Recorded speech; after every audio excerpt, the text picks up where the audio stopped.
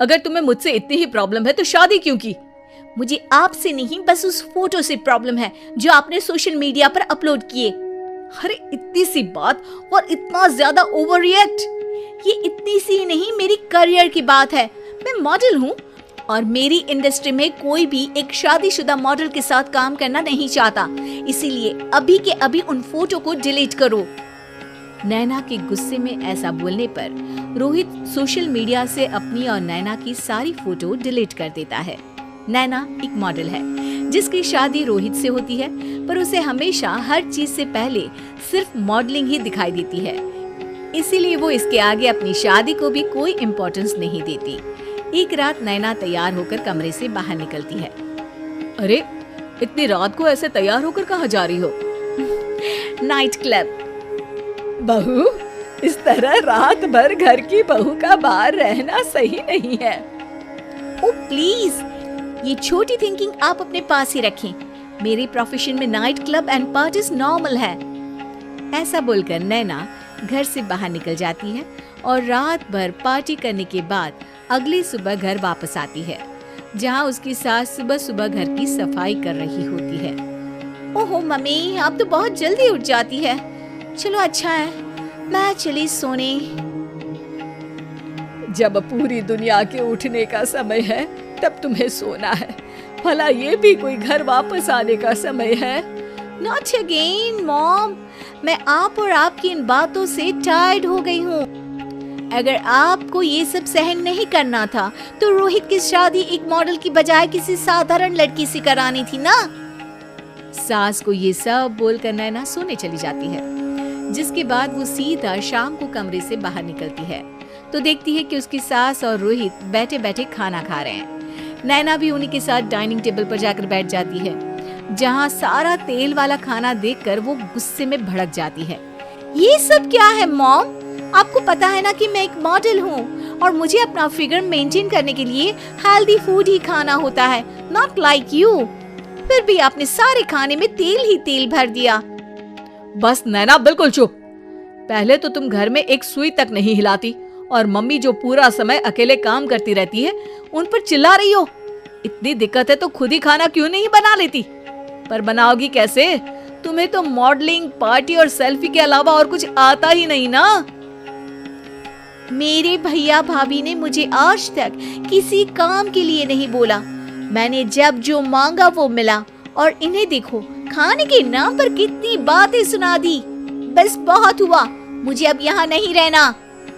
नैना गुस्से में तुनकते हुए बैग पैक करके घर छोड़कर अपने भैया के घर पहुंच जाती है, जहां उसकी भाभी खुशी से नैना का स्वागत करती है।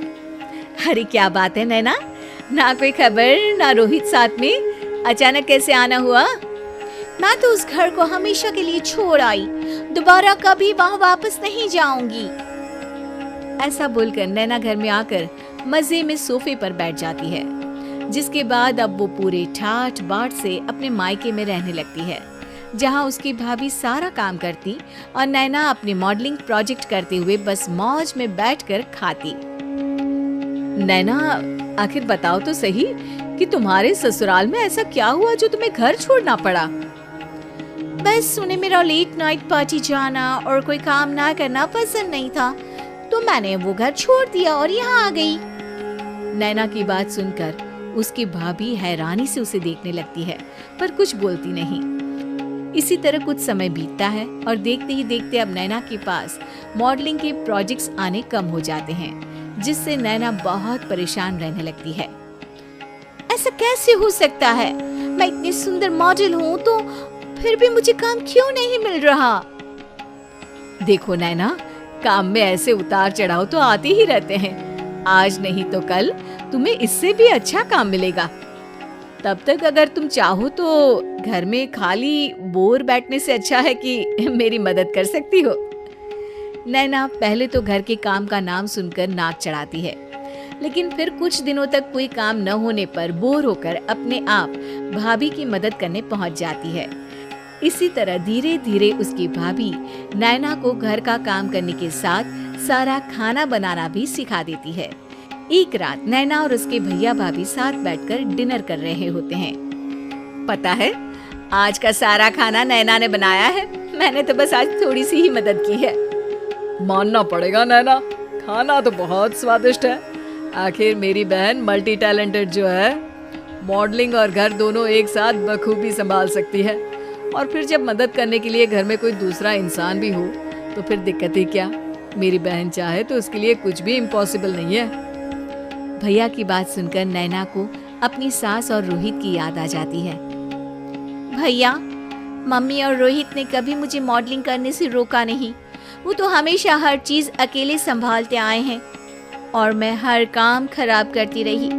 मम्मी पूरा घर अकेली संभालती है और मुझसे बस थोड़ी मदद की उम्मीद करती है, पर उसकी जगह मैं उन्हें उल्टा बोलती रही।